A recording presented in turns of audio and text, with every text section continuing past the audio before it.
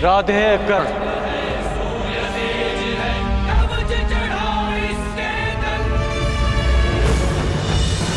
आह्वान करने के केवल दो ही कारण होते हैं, भक्ति के लिए या चुनौती के लिए। परंतु देवराज इंद्र को चुनौती देने के लिए तुम्हारी आयु बहुत कम है और तुम्हारी उदंडता देख तुम्हें भक्त समझना कठिन। भक्त तो मैं हूं देवराज, परंतु आपका नहीं, अपने गुरु का।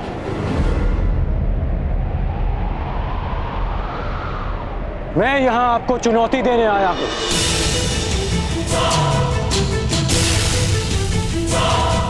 मुझे देवराज इंद्र नहीं,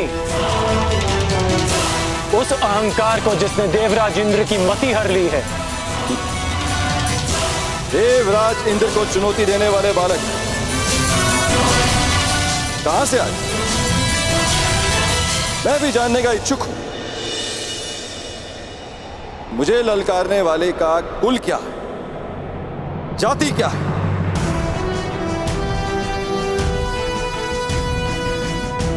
ज्ञानियों की आयु नहीं देखी जाती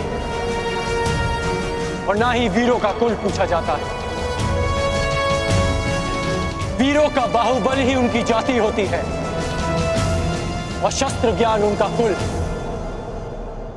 आप बस इतना समझ ले कि यह कर्ण अपने गुरु के आदेश पर आपसे सम्मान सहित ये निवेदन करने आया कि आप अपने मेघों को वर्षा करने का आदेश दें। तो तुम मुझे आदेश दे रहे, देवराज इंद्र को।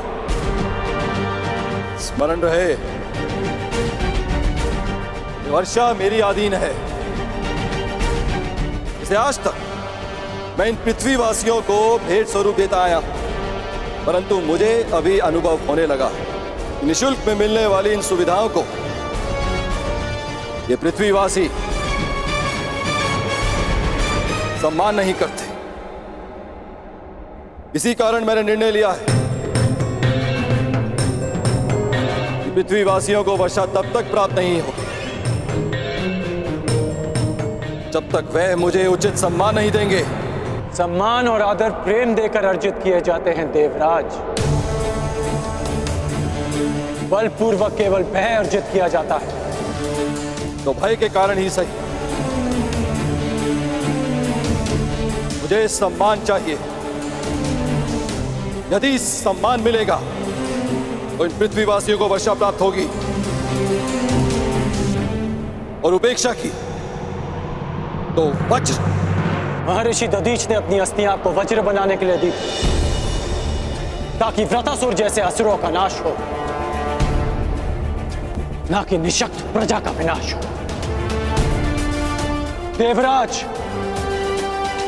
आप भूल रहे हैं कि पूजा उस वृक्ष की जाती है जो फल दे, शीतल छाया दे। कांटों से भरे वृक्ष को काट दिया जाता है। सावधान कर्ण, तुम देवराज इंद्र के सम्मान को चोट लगा रहे हो। मैं केवल आपके अभिमान को खींच रहा हूं, जैसे हिमकर्ण स्वयं अपने पानी में पिघल जाता है। अहंकारी का अस्तित्व भी स्वयं उसका अहंकार हर लेता है। अपने मेघों को वर्षा करने का आदेश दे। इसे मेरा अंतिम निवेदन समझे या चेतावनी। और यदि मैंने तुम्हारा निवेदन अस्वीकार किया तो, वर्षा नहीं की तो मेरे बाणों की वर्षा से आपका अभिमान बच नहीं पाएगा।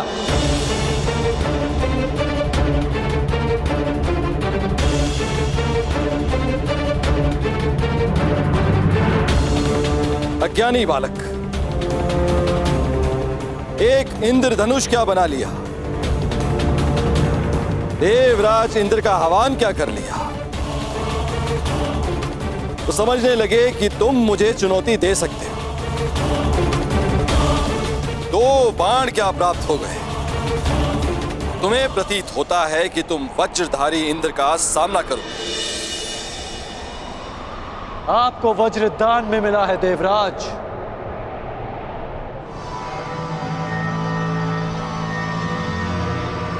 पर मैंने अपने अस्त्र परिश्रम और साधना करके अर्जित किए हैं। बस उद्दंड बस।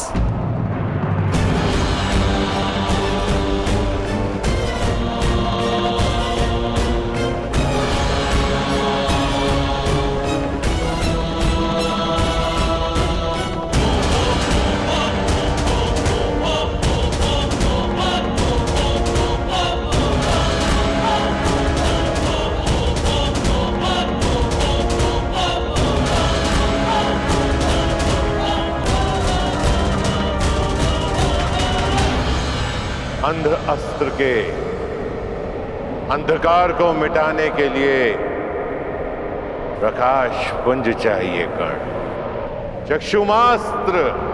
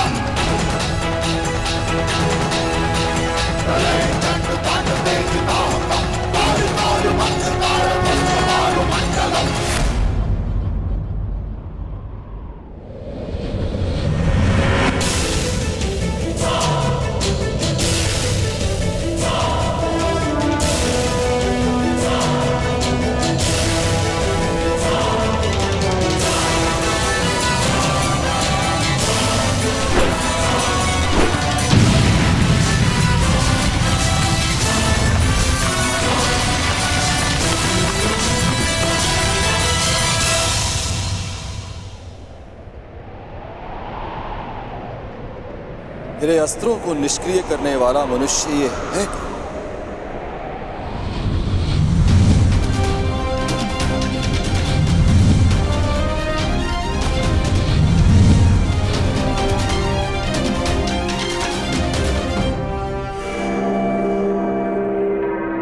देवताओं को शक्ति मनुष्य की भक्ति से मिलती है, और जब देवता अहंकारी हो जाए तो मनुष्य को विरोध में खड़ा होना ही पड़ता है। और आज ये मनुष्य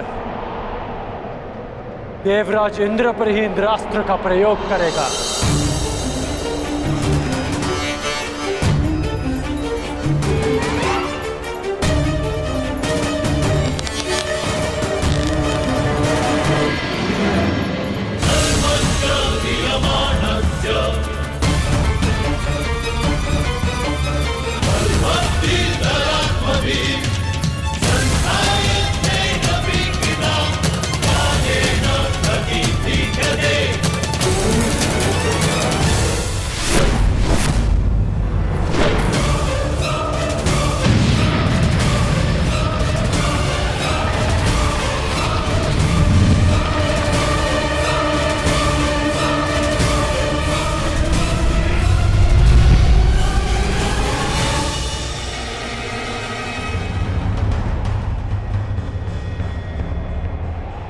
मूर्ख, तुमने इंद्रास्त्र का प्रयोग स्वयं इंद्र पे किया।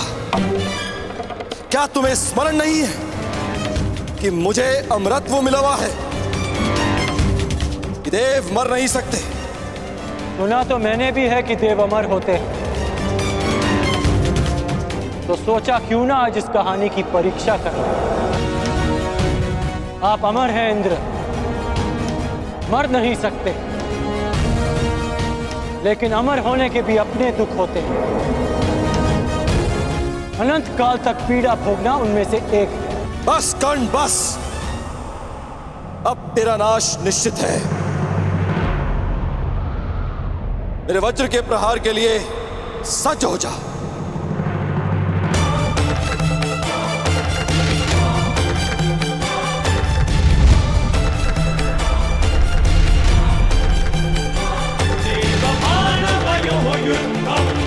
कर्णस्य च महेन्द्रस्य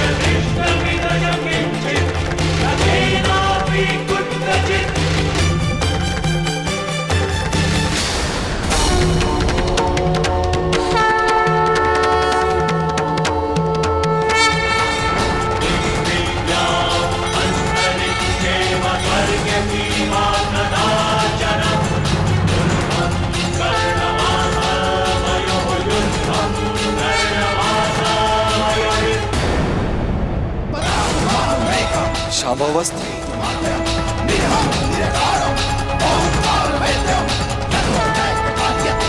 महादेव शिव शंभू का दिव्य अस्त्र नहीं, मैं इस पर वज्र से प्रहार कर कर महादेव को रुष्ट नहीं कर सकता।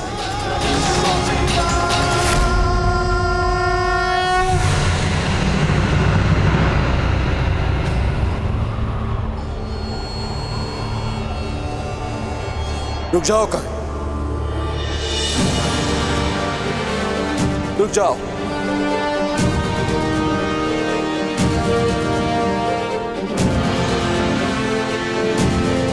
मैं अपनी पराजय स्वीकार करता हूं।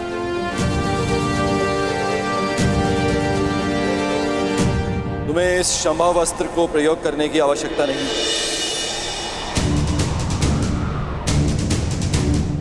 गंगा पुत्र भीष्म और आचार्य द्रोण के अतिरिक्त मैंने किसी धनुर्धारी में इतनी मेधा नहीं देखी, इतना बल नहीं देखा।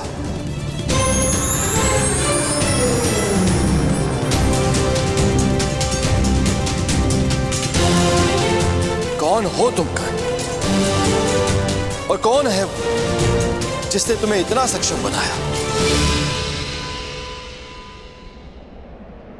कौन है वो महागुरु? कौन है जिसके शिष्य हो तुम?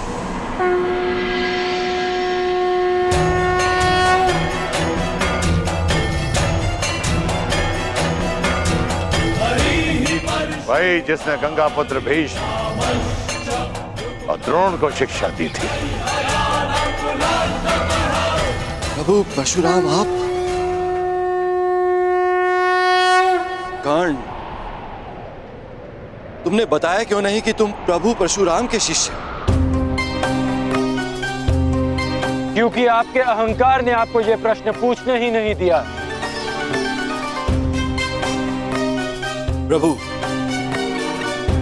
मैं अपनी इस उदंडता के लिए क्षमा चाहता हूं।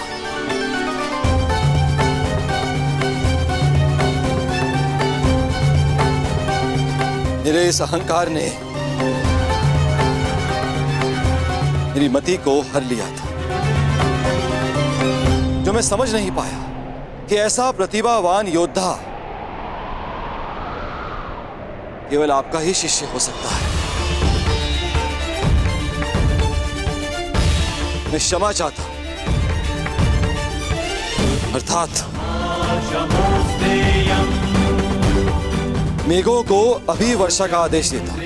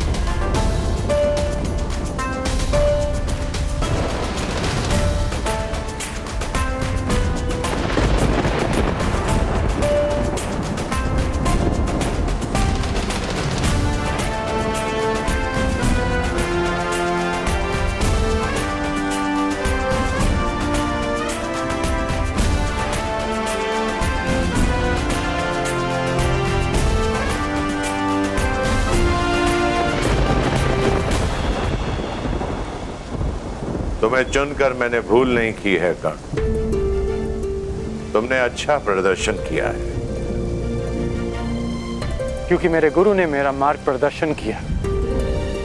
ये कर्ण की नहीं, आपकी शिक्षा की विजय है गुरुदेव।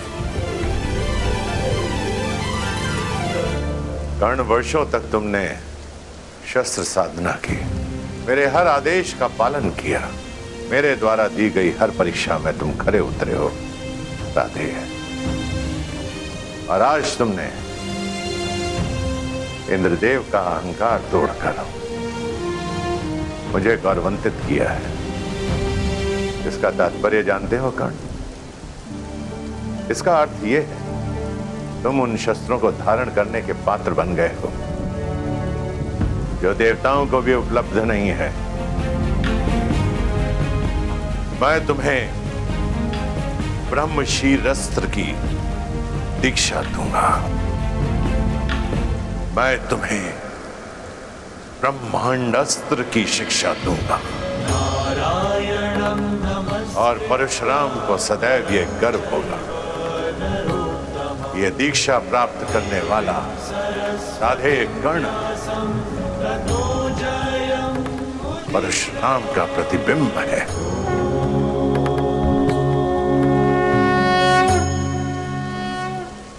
क्षत्रियों के गुणों से युक्त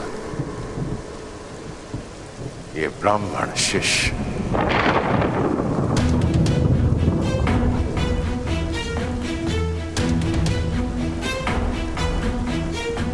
इतने वर्षों में असंख्य बार तुमने मुझे मेरी युवा अवस्था का स्मरण कराया,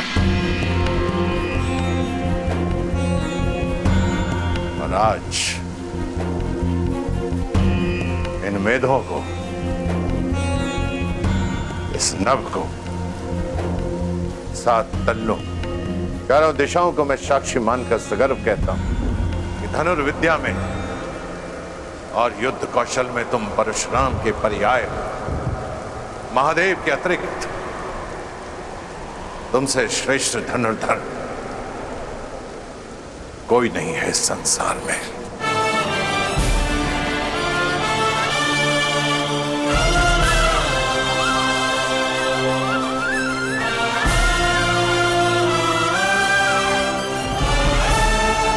चिरायु भाव कर्ण,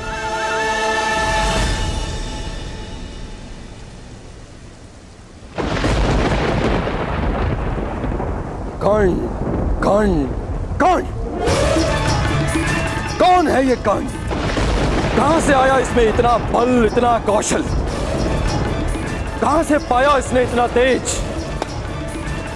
समझ नहीं आया कि केवल ब्राह्मणों को शिक्षा देने का प्रण लेने वाले परशुराम ने आखिर क्यों एक सूत पुत्र को अपना शिष्य बनाया। कुछ तो भेद है जिसे इंद्र भेद करके रहेगा। देवराज इंद्र को तो तुमने पराजित कर दिया कर्ण, परंतु देवराज इंद्र के भीतर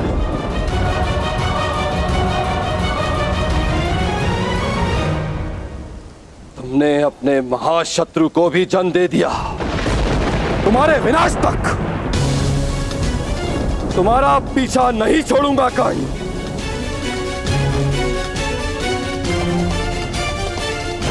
परशुराम तुम्हें संसार का सबसे सर्वश्रेष्ठ धनुर्धारी घोषित कर चुके हैं, किंतु क्षमा करना है धनुर्धारी। मैं इंद्र ऐसा कभी होने नहीं दूंगा, कदापि नहीं। इस संसार का सबसे सर्वश्रेष्ठ, सबसे महान धनुर्धारी केवल वही होगा जिसमें देवराज इंद्र का बल होगा। देवराज इंद्र के वज्र का तेज,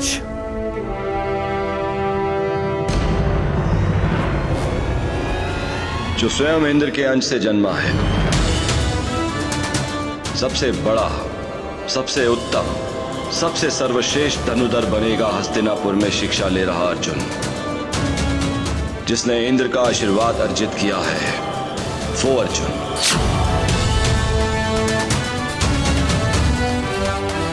तुम जैसा धनुर्धर ना कभी जन्मा था,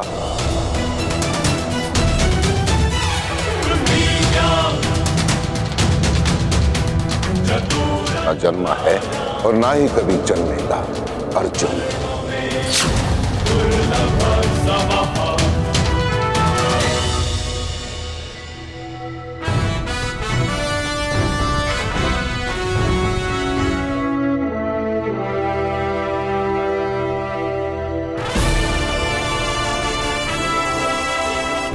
आज मेरे वर्षों के परिश्रम और तपस्या का फल मिलने वाला है।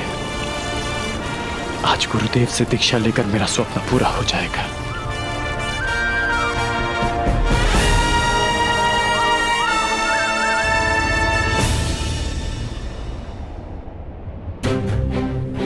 मैं कर्ण हूं, हस्तिनापुर का ब्राह्मण। धनुर्बल प्राप्त करने के लिए मैंने आपसे अपना परिचय छिपाया। ये छल मैंने अपने लोगों की रक्षा के लिए किया। क्षमा करना गुरुदेव।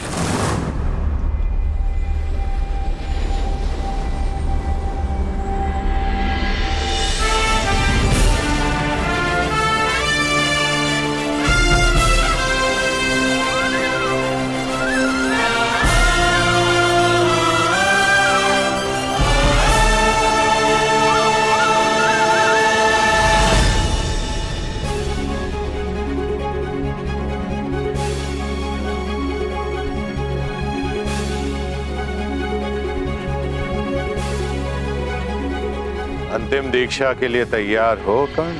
प्रस्तुत हो गुरुदेव। वत्स, इस संपूर्ण ब्रह्मांड की रचना ब्रह्मदेव ने की है और उनसे बड़ा संहारक कोई नहीं हो सकता है। इसलिए ब्रह्मदेव के शस्त्रों से अधिक संहारक कुछ भी नहीं है। और वो 3 शस्त्र हैं: ब्रह्मास्त्र, ब्रह्मशीर अस्त्र और ब्रह्मांडास्त्र। कर्ण, उनकी दीक्षा से पहले तुम्हें मुझे वचन देना होगा। इनका प्रयोग तुम उत्तरदायित्व के साथ करोगे, संसार के हित के लिए करोगे, और तभी करोगे जब तुम्हारे समक्ष और कोई मार्ग ना बचा हो। सूर्य देव को साक्षी मानकर ये राधे आपको ये वचन देता है।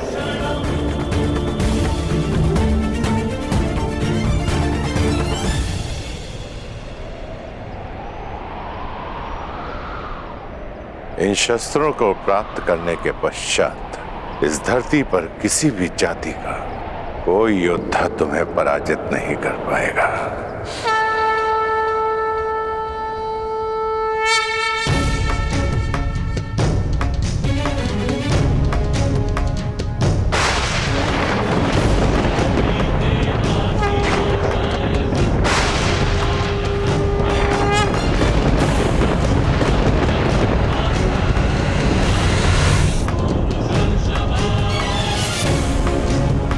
ब्रह्मास्त्र अब ये तुम्हारे शरीर में विद्यमान है राधे। ब्रह्मास्त्र के पश्चात ब्रह्मदेव ने एक और महाशस्त्र का निर्माण किया जो ब्रह्मास्त्र से 4 गुना शक्तिशाली है। ब्रह्मशीर अस्त्र।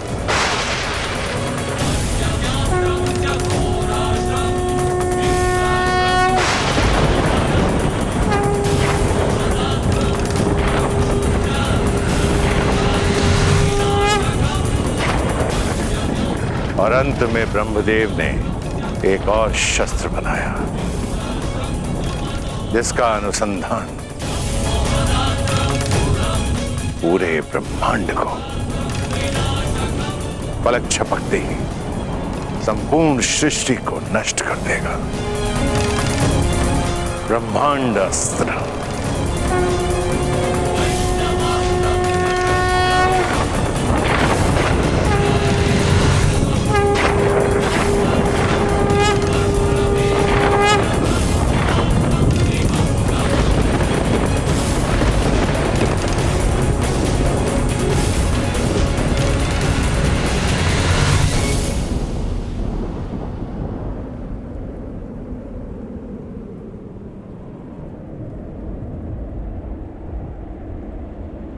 गुरुदेव,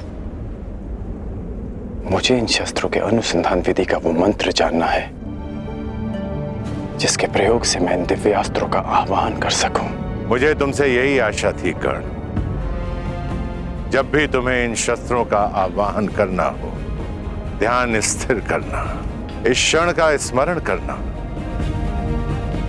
ये दिव्य शस्त्र स्वयं तुम्हारे उपयोग के लिए प्रस्तुत हो जाएंगे।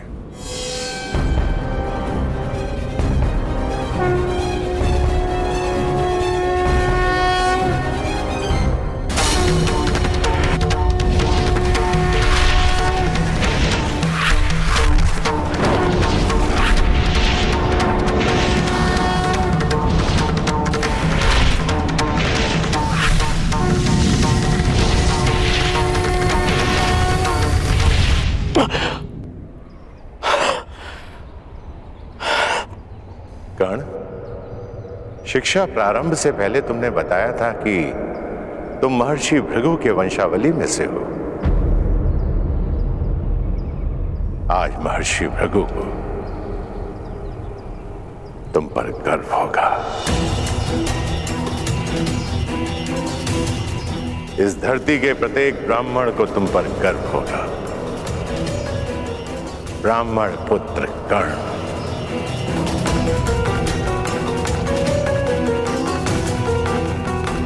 और तुम्हारे इस गुरु को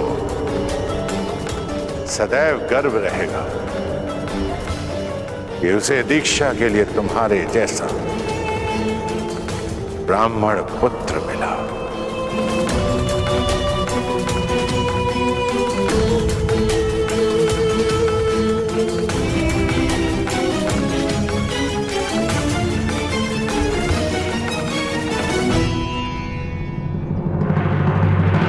सूत पुत्र कर्ण ब्राह्मण पुत्र बनकर दिव्यास्त्र का ज्ञान ले रहा है। मूर्ख, तुमने इंद्र के मान और अभिमान पर प्रहार किया है,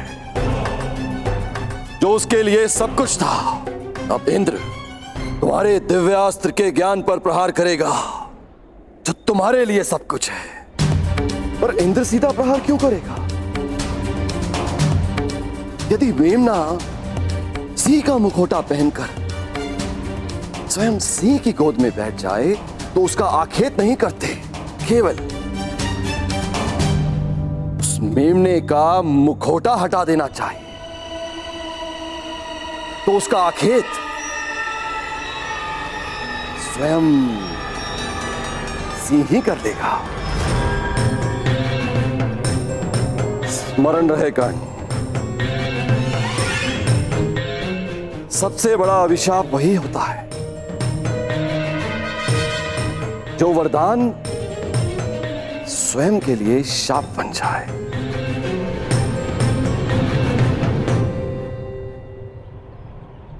आज मुझे ऐसा प्रतीत हो रहा है कि मैं मुक्त हो गया हूं। एक विचित्र दिव्य संतोष है मेरे मन में।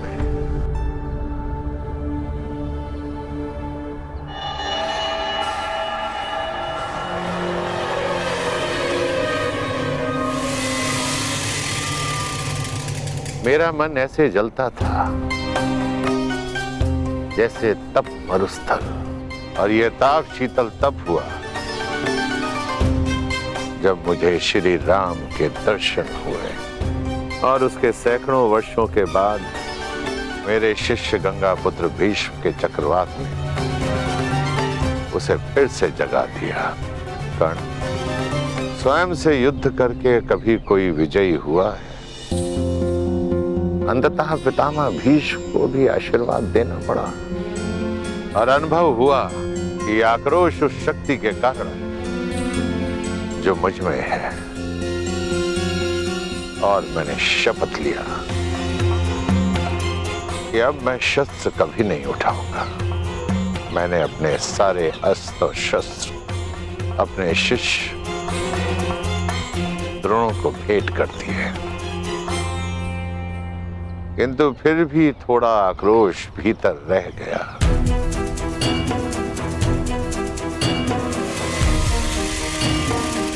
फिर तुम आए कर्ण, क्षत्रियों के तेज से युक्त ब्राह्मण कुमार। संसार में यदि तुम्हारी तुलना किसी से की जा सकती है तो वो स्वयं परशुराम से की जा सकती है। इसलिए मैंने तुम्हें अपने आप को समर्पित कर दिया, और आज तुम्हें अपने सभी दिव्यास्त्र प्रदान करके मन बहुत हल्का हो गया। चिरायु भव ब्राह्मण कुमार, तुम मेरा नाम तीनों लोकों में अमर करोगे।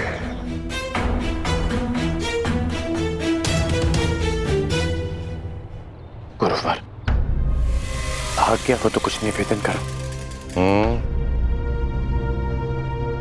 आप संसार के सबसे महान और घातक योद्धा बने। परंतु अपने जन्म से नहीं, अपने कर्म से।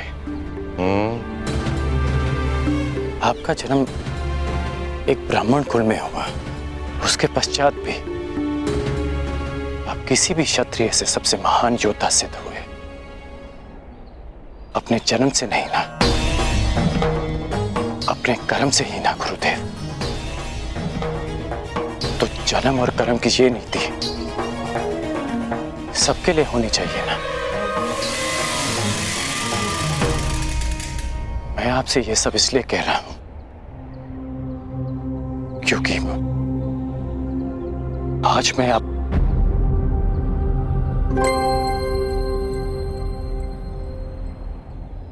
गुरुवर,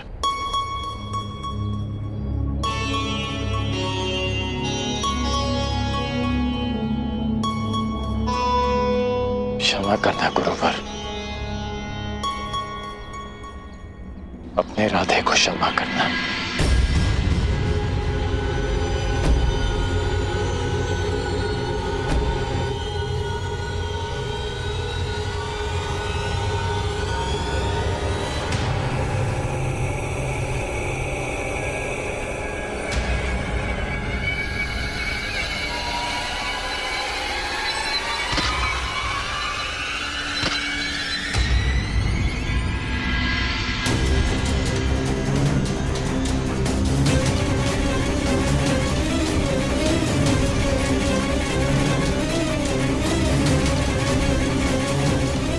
वर्षों बाद गुरुवर संतोष की निद्रा में है।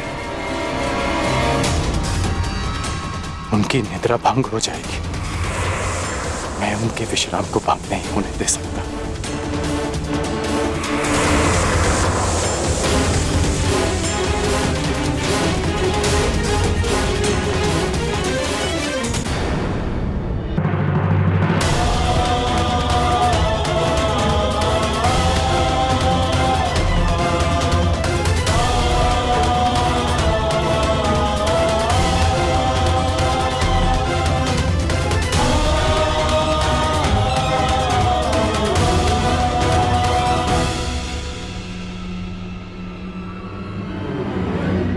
ये रग कहां से रिस रहा है?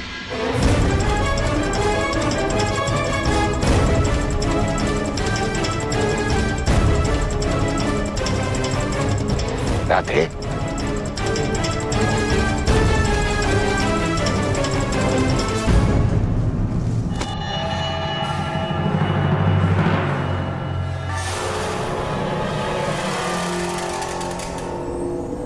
इतने डंक साहब तुमने? तुम इस कीड़े को यहां से हटा भी सकते थे, इसे मृत्यु का द्वार भी दिखा सकते थे। अपने गुरु के विश्राम के लिए ये राधे कितना भी रक्त बहा सकता है, कितनी भी पीड़ा सह सकता है गुरुदेव। अपने गुरु की निद्रा के लिए इतना बड़ा त्याग, अपने प्राणों की भी चिंता किए बिना इतना विष सहा तुमने मुझे महाक्षत्रिय राजा शिवी का स्मरण करा दिया, जिसने एक कबूतर की रक्षा करने के लिए अपने हाथों से अपने शरीर का मांस काटा।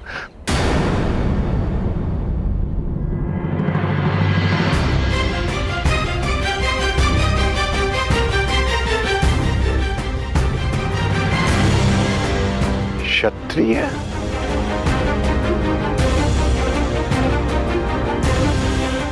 कौन हो तुम राधे? मैं राधे आपका शिष्य कर्ण। ये मेरे प्रश्न का उत्तर नहीं है कर्ण।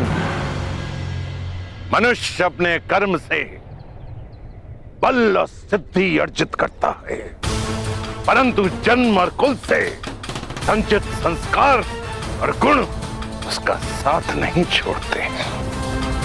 अपने गुरु की निद्रा के लिए इतनी असहाय पीड़ा सही तुमने? नहीं कर्ण, नहीं। ये एक ब्राह्मण कुल के बालक के लक्षण नहीं हो सकते हैं, कदापि नहीं हो सकते। जब तुम मुझसे दीक्षा लेने आए थे, तब भी मैंने तुमसे यही प्रश्न पूछा था और आज दीक्षा के समय भी मैं तुमसे यही प्रश्न पूछ रहा हूं,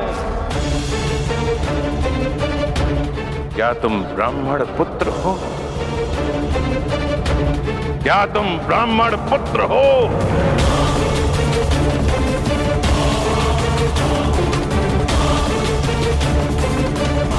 नहीं गुरुदेव,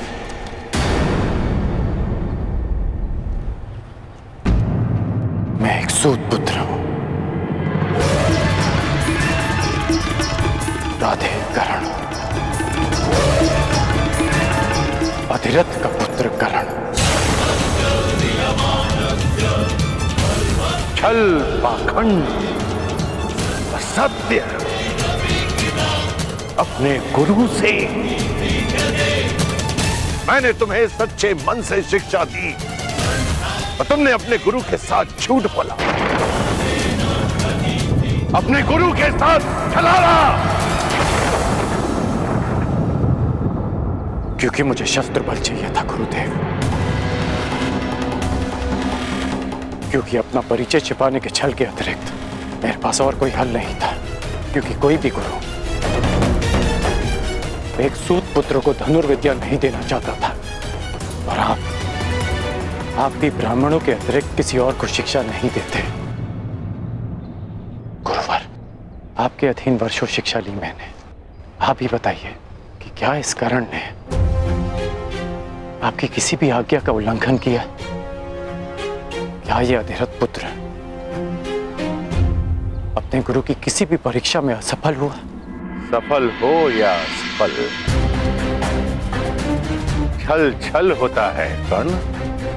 और तुमने शिक्षा ग्रहण नहीं की, चोरी की है तुमने।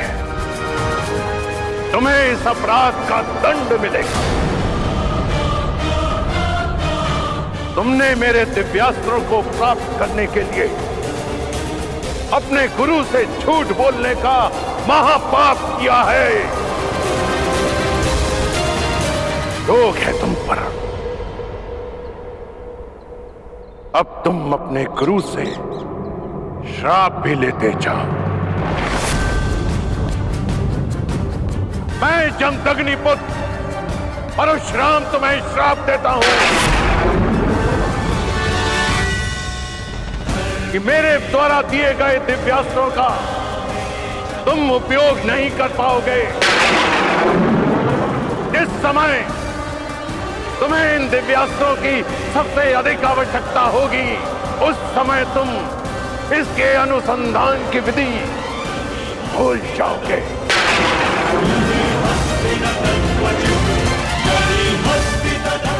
मेरे द्वारा दिए गए दिव्यास्त्रों का आवाहन नहीं कर पाओगे। ये मेरा श्राप है।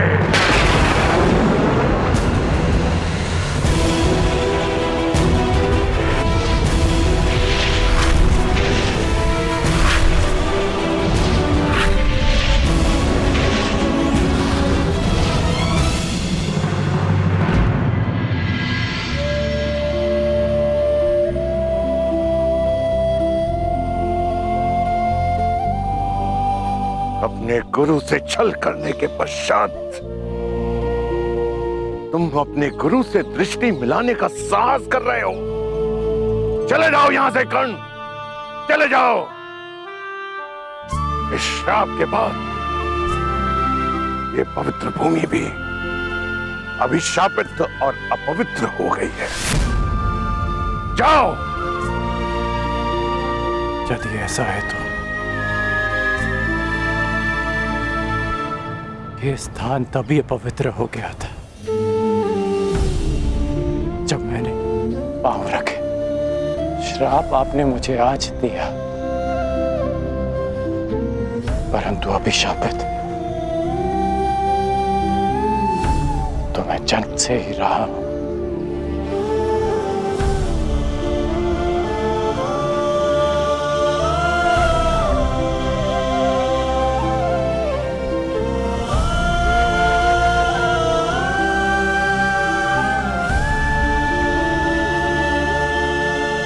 मुझे कोई खेद नहीं कि मेरा जन्म एक सूत कुल में हुआ है। मुझे कोई खेद नहीं कि मुझ में ब्राह्मणों और क्षत्रियों का रक्त नहीं बहता। खेद है तो केवल इस बात का कि मेरा जन्म ऐसे स्थान पर क्यों हुआ जहां जीवन को ब्राह्मणों और क्षत्रियों का दास माना जाता है। शास्त्रों में लिखा है कि मनुष्य की महानता और सफलता उसके गुण, उसकी मेधा से मापी जाती है। फिर क्यों किसी के जीवन पर उसके जन्म, जाति और कुल की छाप लगा दी जाती है गुरुदेव?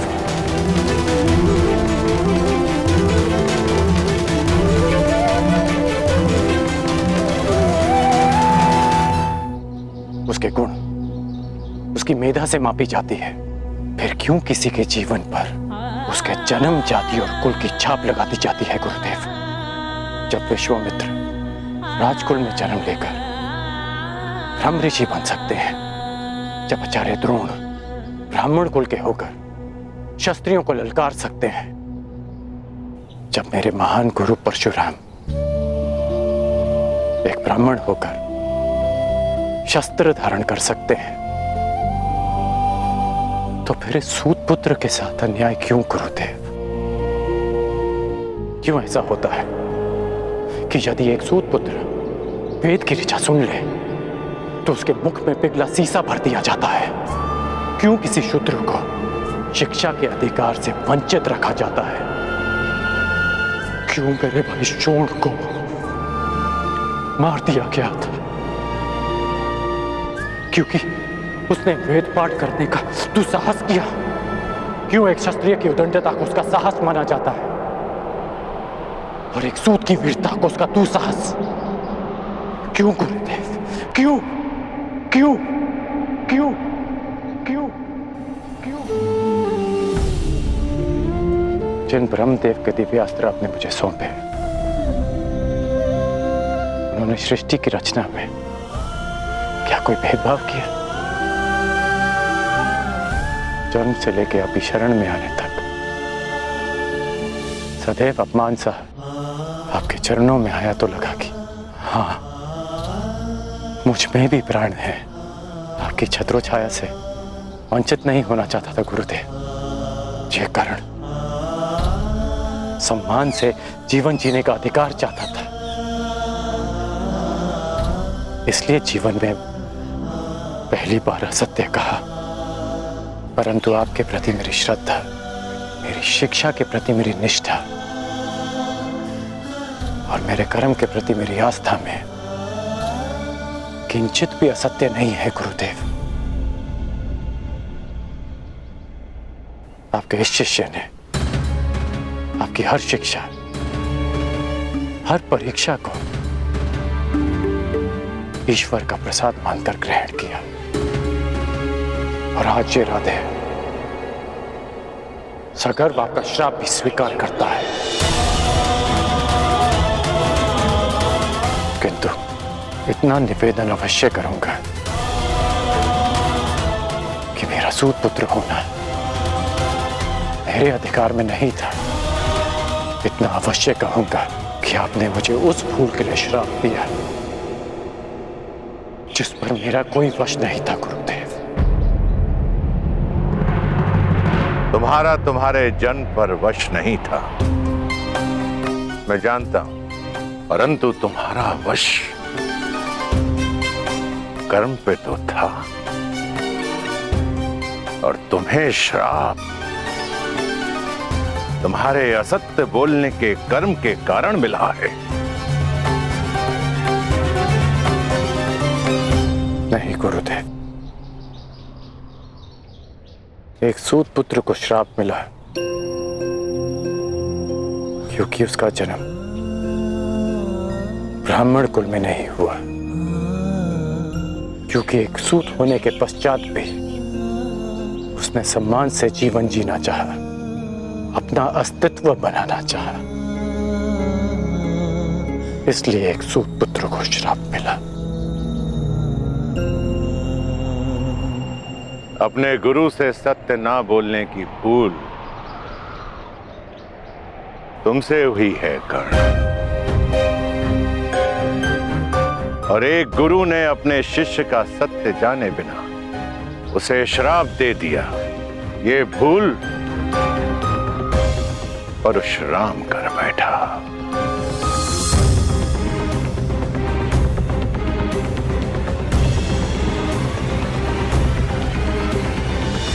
मेरे द्वारा दिए गए श्राप को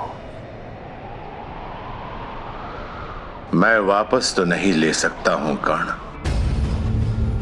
परंतु उसके प्रभाव को कम करने का प्रयत्न अवश्य करूंगा। आज से तुम्हारे बाणों में ऐसा तेज होगा जो तुम्हें मेरे अन्य शिष्यों से भिन्न करेगा।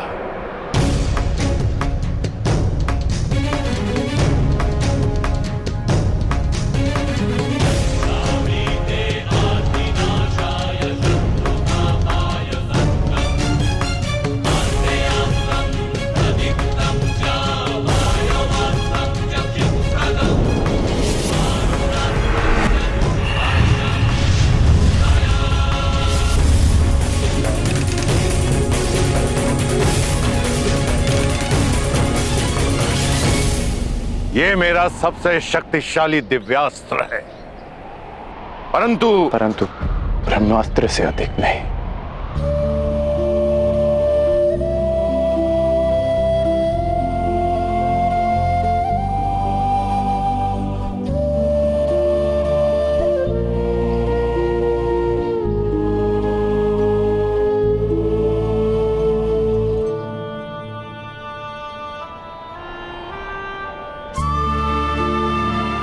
गुरु दक्षिणा मांगिए गुरुदेव। गुरु दक्षिणा क्या मांगू मैं तुमसे कर्ण? सब कुछ तो मैंने तुमसे ले लिया है, अब तो कुछ तुम्हें देना चाहता हूं।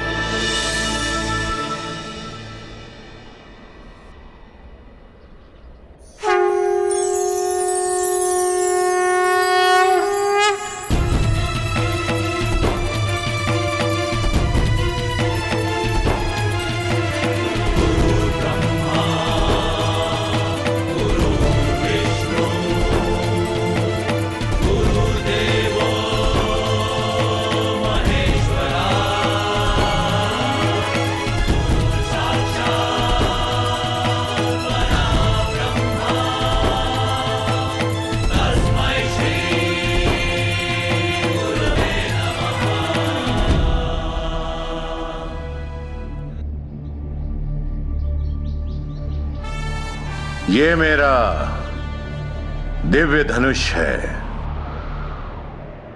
विजय। जब तक ये धनुष तुम्हारे हाथों में रहेगा, संसार का कोई भी योद्धा तुम्हें पराजित नहीं कर पाएगा कर्ण। जाओ पुत्र, जाओ, इस अभिशापित जीवन को स्वीकार करो। जन्म की पीड़ा और शाप का ताप सहकर भी तुम संसार के आकाश में सूर्य के भांति चमको।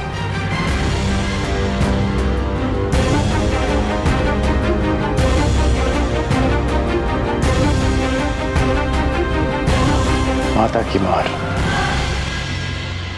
संसार का सबसे बड़ा प्यार होता है, और गुरु का श्राप भी महादेव के प्रसाद से कम नहीं। आपका ये श्राप, ये राधेकरण अमृत समझकर स्वीकार करेगा।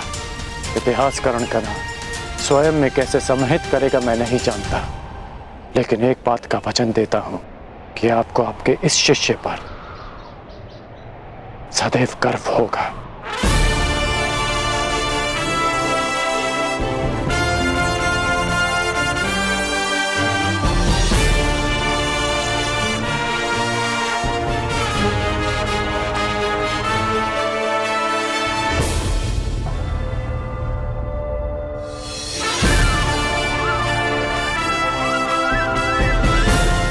आज से मेरा नया जीवन प्रारंभ होता है।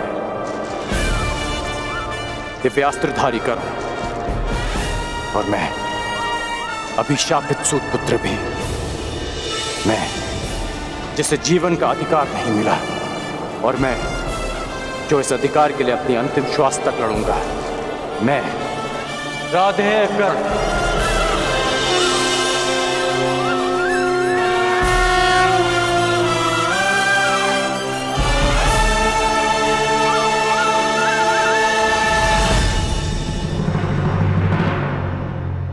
परशुराम शिष्य, हस्तिनापुर के राजगुरु, महायोद्धा, प्रतापी आचार्य द्रोण पधार रहे हैं।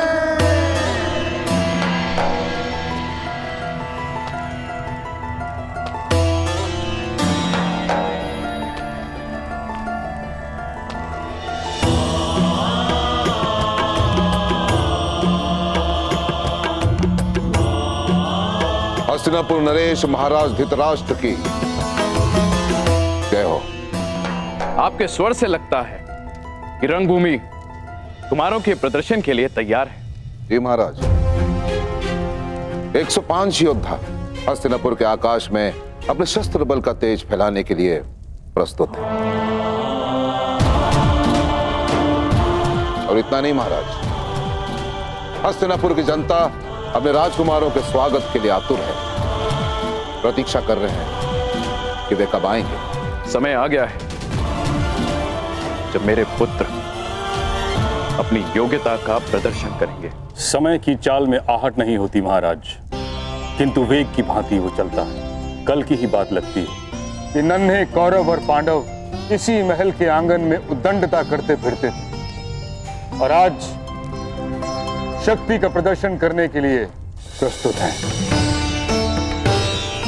भाग्यशाली है भीष्म जो अपने पुत्रों का ये रूपांतरण देख सकता है। सौभाग्यशाली तो हस्तिनापुर है ताचरी, जिसे आपकी छत्र छाया मिली।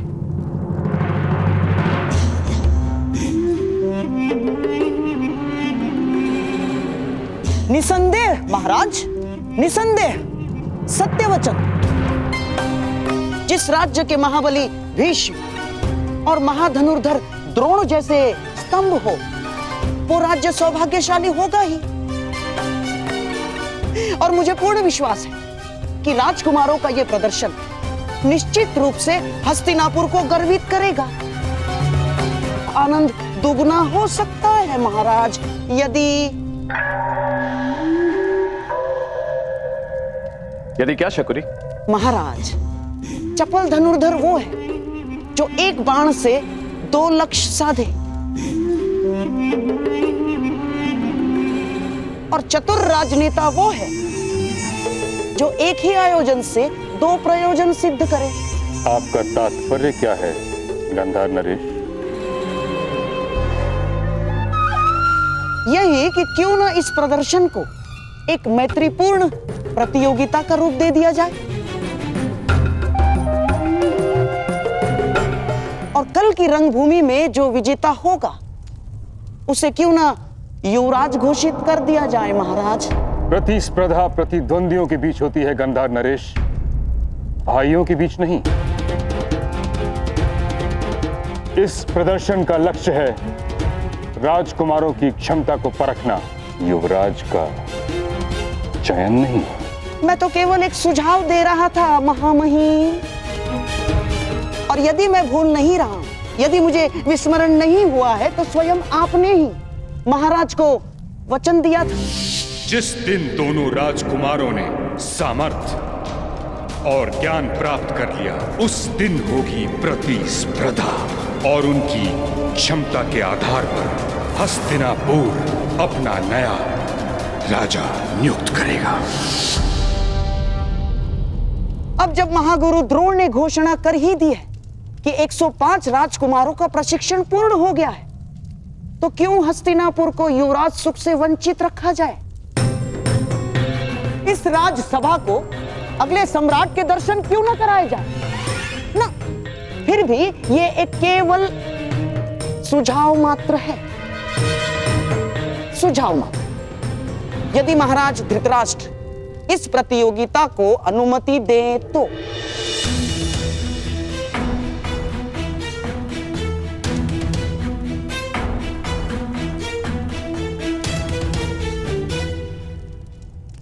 उचित कह रहे हो शकुनी। इस सुझाव पर विचार किया जा सकता है। निश्चित रूप से हस्तिनापुर को युवराज की आवश्यकता है। निश्चित रूप से युवराज की आवश्यकता है महाराज, किंतु चयन के लिए प्रतिस्पर्धा विकल्प नहीं। महामहिम का कथन सत्य है महाराज।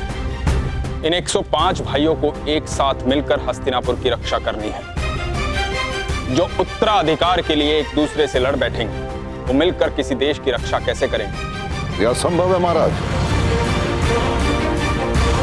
ये रंगभूमि 105 भाइयों के कौशल का प्रदर्शन स्थल है, उत्तराधिकारियों के मध्य। इसे युद्ध क्षेत्र मत बनाएं।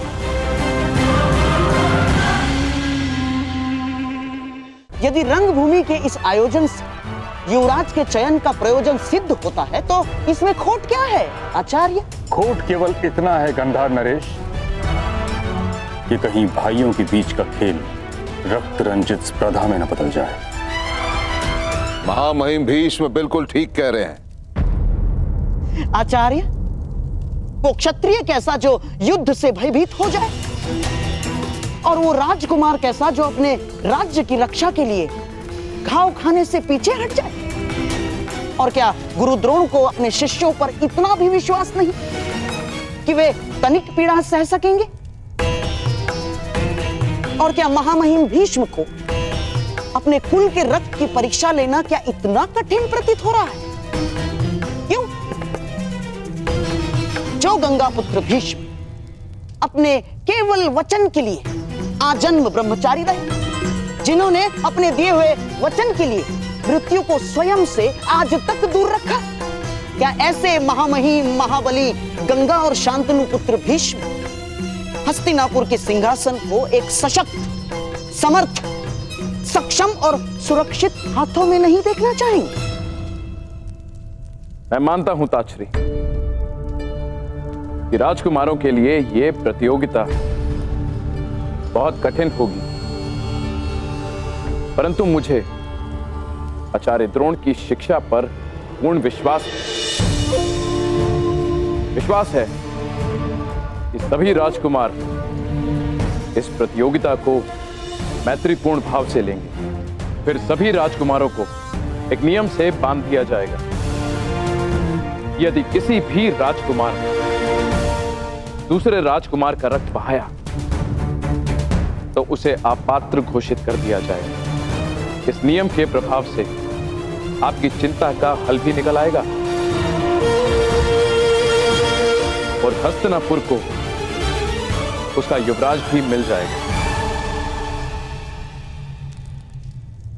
कहिए ताछरी, क्या ये उचित नहीं? जैसी महाराज की अच्छा।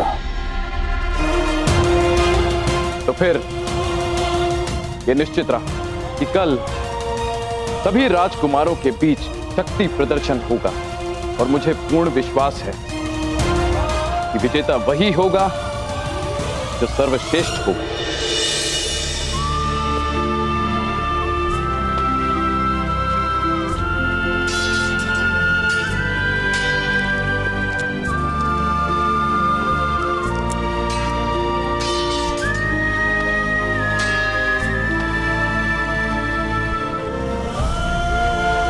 सावधान रहना, मेरे प्राण का सामना करो।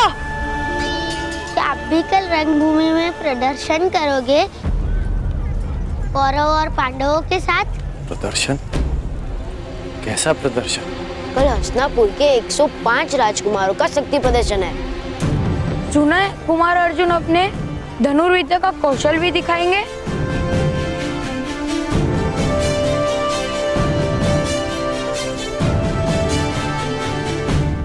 कल की प्रतियोगिता में कौन किसके साथ द्वंद्व करेगा यह निश्चय आप करेंगे। प्रतियोगिता पक्षपात रहित होनी चाहिए महामहिम। आप आचार्य द्रोण पर संदेह कर रहे हैं गंधार नरेश। नहीं महामहिम, कदापि नहीं। मैं तो केवल मानवीय निर्बलता की बात कर रहा हूं। कितना भी प्रयास कर लीजिए, घुटना पेट की ओर ही मुड़ता है और ना चाहते हुए भी एक माता अपने पुत्र के पक्ष में ही बोलती है। महामहिम,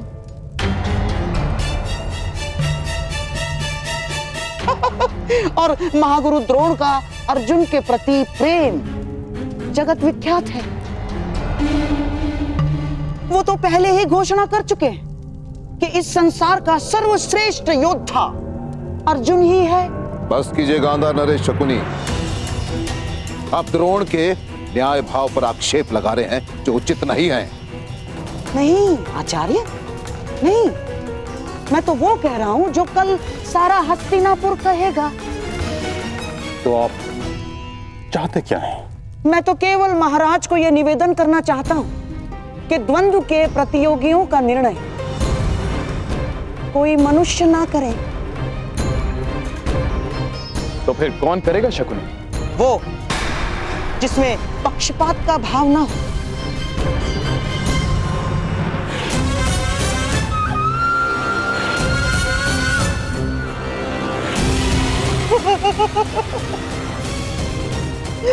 ये मेरे पास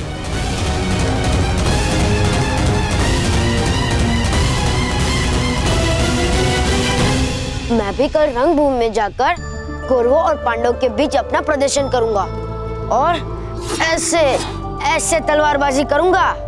मूर्ख, अज्ञानी, हमारे जैसे छोटे लोगों को दिन में स्वप्न देखने का अधिकार नहीं है। ये रंगभूमि राजपुत्रों के लिए है, तुम्हारे लिए नहीं है पुत्र। तुम लोहार के पुत्र हो, लोहार का काम करो, छोड़ो ये तलवार वलवार चलाना। अपनी निर्बलता और उस पर क्यों थोप रहे हो? हर बालक का अधिकार होता है अपना भविष्य चुनने का, अपना भाग्य स्वयं लिखने का।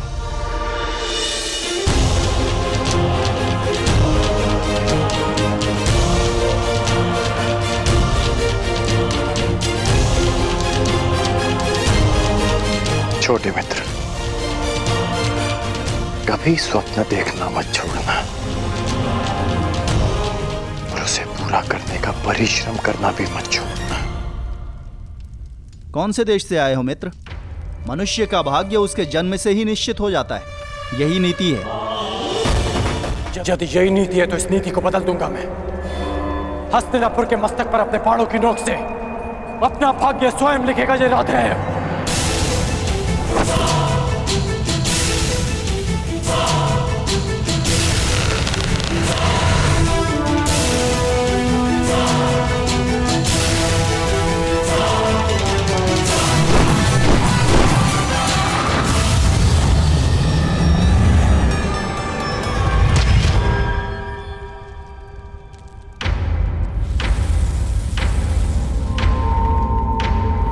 ये हस्तिनापुर की राजसभा में किसने आक्रमण किया?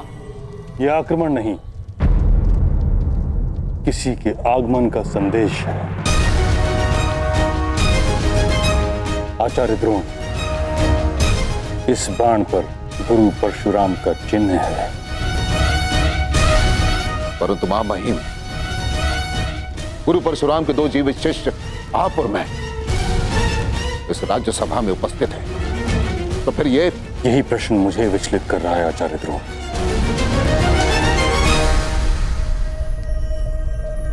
गुरु परशुराम का ये तीसरा शिष्य कौन है?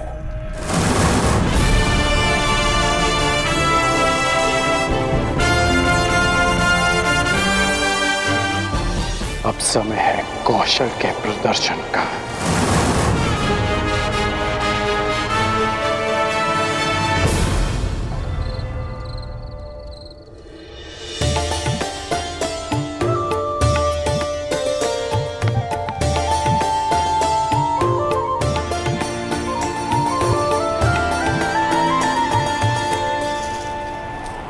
राधा, सूर्यास्त होने को है और वायु की गति भीषण होती जा रही है। लगता है चक्रवात आने वाला है। भोजन पक गया या नहीं? बस हो गया।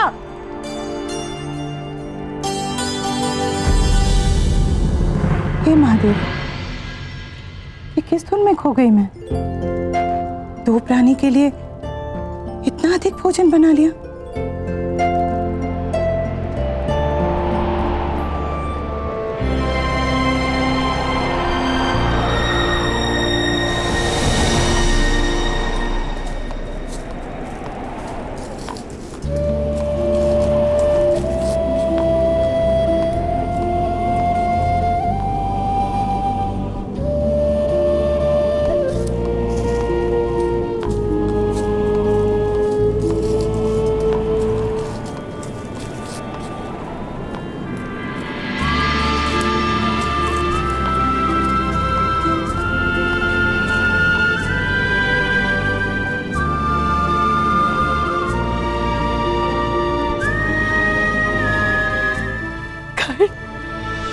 राधे कर्ण माता।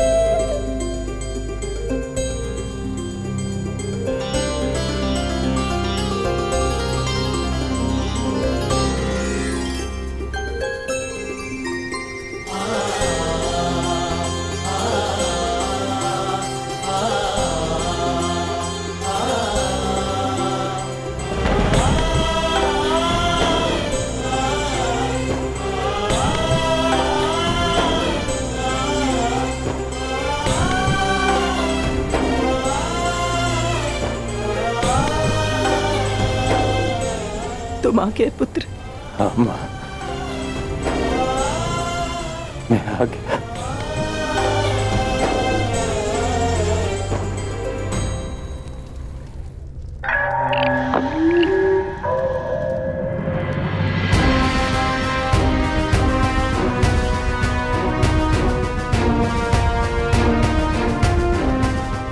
आइए गुरुपुत्र अश्वत्थामा, हमारे कक्ष में आपका स्वागत है। आप मुझसे यहाँ क्यों मिलना चाहते थे? क्योंकि इस कक्ष के अतिरिक्त हर कहीं 100 आंखें और 100 कान हैं। आंखें महामहिम भीष्म की और कान तुम्हारे पिता के।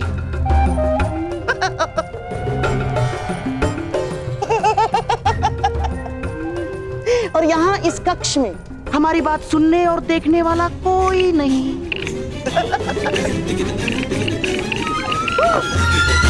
कैसी बात? यही कि कल की रंगभूमि में आप किसे विजयी होते हुए देखना चाहते हैं? मेरे होने वाले सम्राट राजकुमार दुर्योधन को या आपके पिता के प्रिय शिष्य उस अर्जुन को? उत्तर आप अच्छी तरह से जानते हैं गांधार नरेश। अर्जुन अर्जुन वो शूल है जिसे मेरे पिताश्री ने स्वयं अपने हाथों से मेरे वक्ष में घोंप दिया। पिताश्री ने सदैव उसे अधिक प्रेम दिया, जन्म मुझे दिया, परंतु एक पिता की धरोहर, अपना सारा ज्ञान उसे सौंप दिया। निश्चित रूप से अश्वत्थामा उस अर्जुन की पराजय देखना चाहता है। कल की स्पर्धा में कुमार दुर्योधन ही विजयी होने चाहिए। जिन लोगों के शत्रु एक हों, उन्हें आपस में मित्रता कर लेनी चाहिए अश्वत्थामा। हमारा स्वप्न एक है और वो स्वप्न पूरा होने में बाधा भी एक ही है। अर्जुन, तो उस बाधा को दूर करने का कोई हल सोचा है आपने? उसका हल बताने के लिए तो आपको यहां बुलाया है।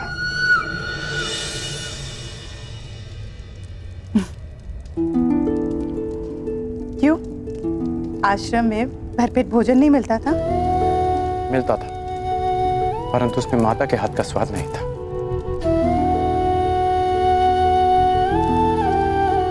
वैसे आपको किसने सूचना दी मेरे यहां आने की कि आपने ये भोजन तैयार रखा? क्यों? पूर्वाभास केवल तुम धनुर्धारी को ही होता है। तुम लोग शब्द सुनकर लक्ष्य का आभास कर लेते हो, किंतु माता का अपना पुत्र के लिए आभास सबसे अधिक शक्तिशाली होता है।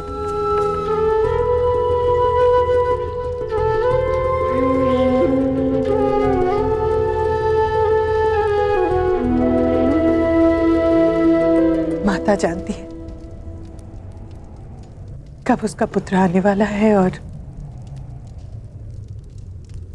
कब जाने वाला है।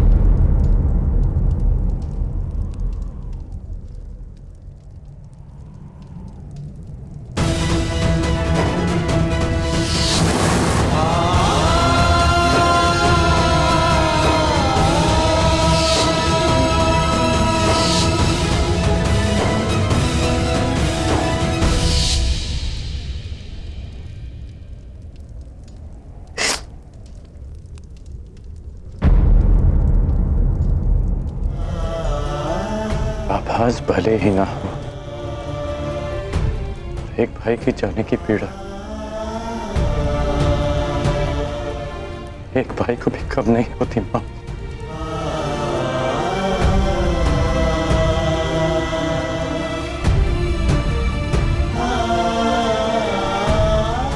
ये बताओ, प्रशिक्षण कैसा रहा तुम्हारा? गुरुदेव को अधिक सताया तो नहीं? आप विषय को टाल रहे हैं।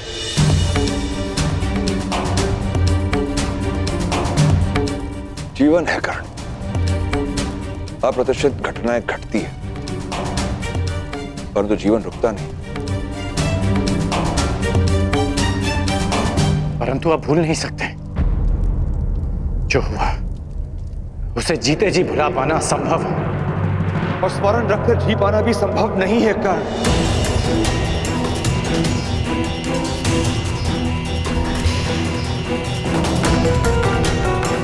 वो क्षत्रिय हैं, राजकुल के लोग हैं, उनके पास बल है, अधिकार है। हम छोटे लोग हैं कर्ण, ना हमारे पास विरोध का बल है, ना ही प्रतिकार का अधिकार। और उनके पापों का दंड ईश्वर देगा उन्हें। भगवान, ईश्वर, विधाता, कब तक न्याय पाने के लिए उनके सहारे बैठे रहेंगे आप लोग? न्याय मांगा नहीं जाता, उसे छीन लिया जाता है। माता, आप तो वासुदेव कृष्ण को भी ईश्वर का रूप मानती हैं ना? तो आप लोगों ने सुना ही होगा कि किस प्रकार वो यदुवंशियों के मध्य समानता का संदेश दे रहे हैं। उनके लिए सब समान है। जो काम वो यदुवंशियों में कर रहे हैं, वही काम हमें हस्तिनापुर में करना होगा। सबकी समानता, सबके लिए न्याय। बस कर।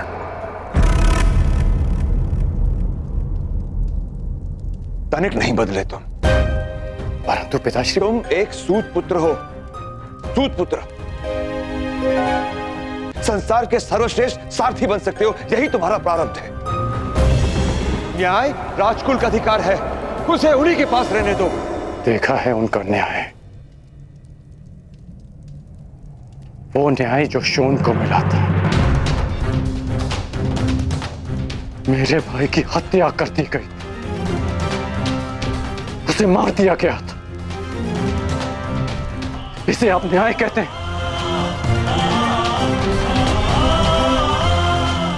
न्याय और सत्य से भागते हैं आप लोग।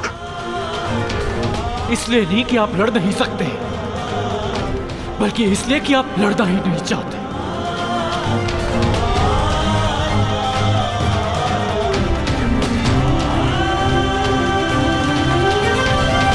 भागने से प्रारब्ध नहीं बदलता पिताश्री।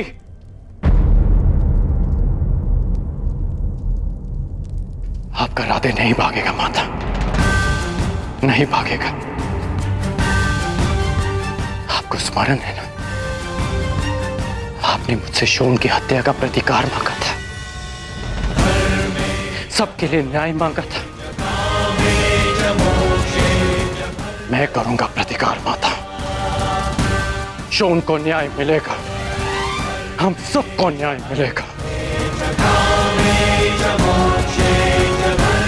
और अगर नहीं मिला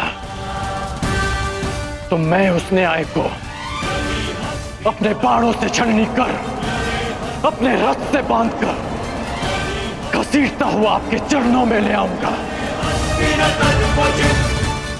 ये मेरा वचन है आपसे।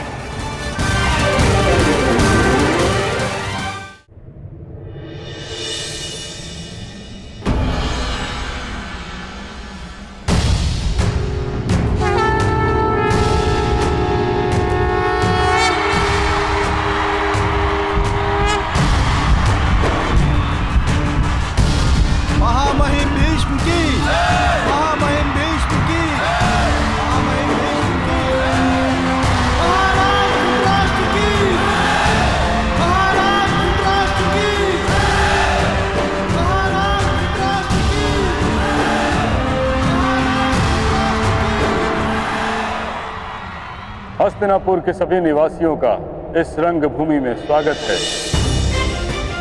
आज हस्तिनापुर के 105 राजकुमार अपने प्रशिक्षण का प्रदर्शन करेंगे, जिसके पश्चात आप सबको विश्वास हो जाएगा कि आने वाले कई दशकों तक हस्तिनापुर सुरक्षित रहेगा।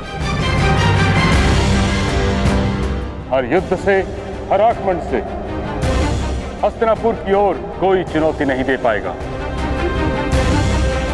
यद्यपि हस्तिनापुर का कोई शत्रु अस्तित्व में नहीं है, और यदि है तो यह उसको चुनौती है कि भीष्म के साथ साथ हस्तिनापुर में 105 योद्धा उपस्थित हैं उसकी सुरक्षा के लिए।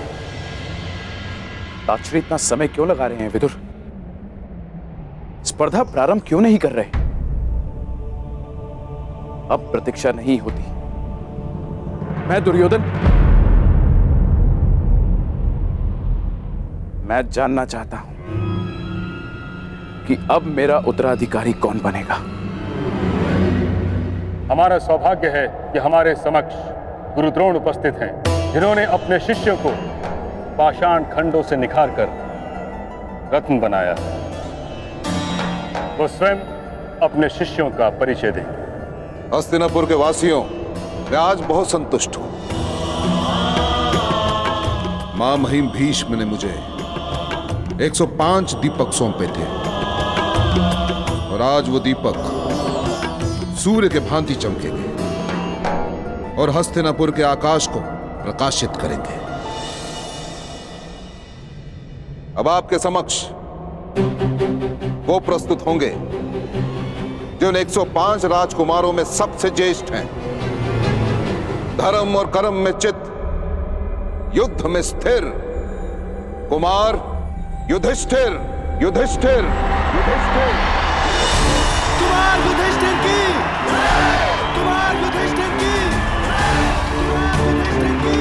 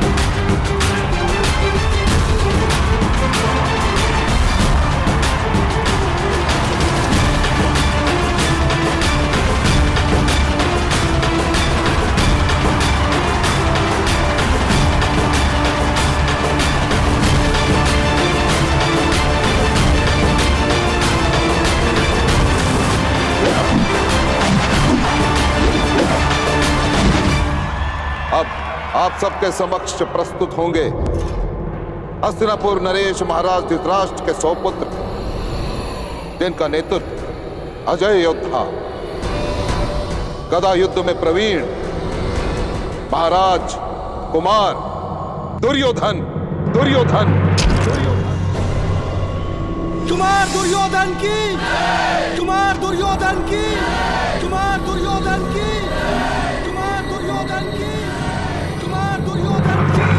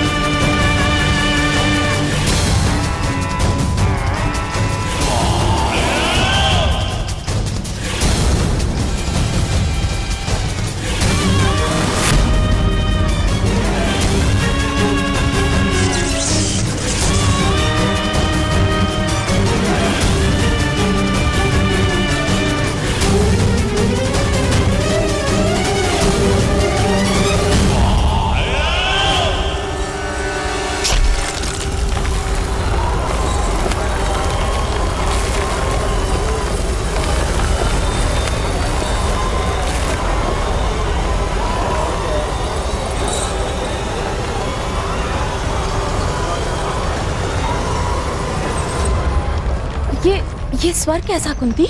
पुत्र दुर्योधन ने अपने गदा के प्रहार से भूमि पर गहरी दरार डाली है दीदी।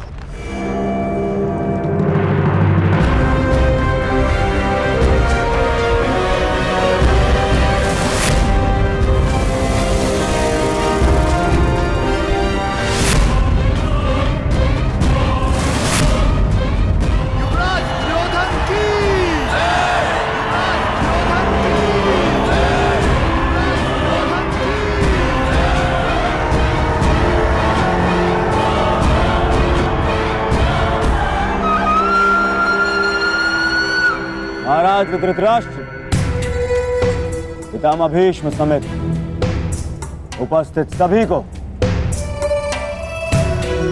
दुर्योधन का प्रणाम।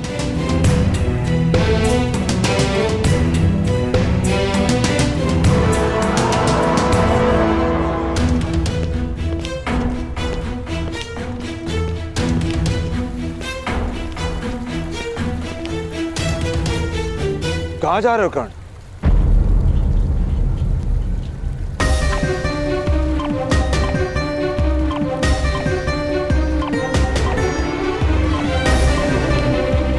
उत्तर आप जानते हैं, कुमारों का प्रदर्शन देखने जा रहा हूं।